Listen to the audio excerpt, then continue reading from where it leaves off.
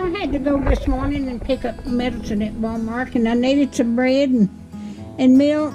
And I got me some sliced ham for sandwiches, and then I got me a pack of chopped steaks. And I was about out of mayonnaise, so I got some mayonnaise. And I got some ragu spaghetti sauce to make me some more spaghetti. And I got me some wheat bread, and I got me some Ruffles potato chips, and then I got me some French onion dip. I like French onion dip with Ruffles potato chips. And I've got me some oranges. I needed some oranges. And then I take vitamin D pills, one a day. So I got some of that. I got some milk.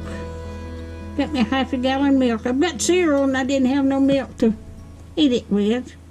And then I got me a bunch of bananas. So this is what I've got today.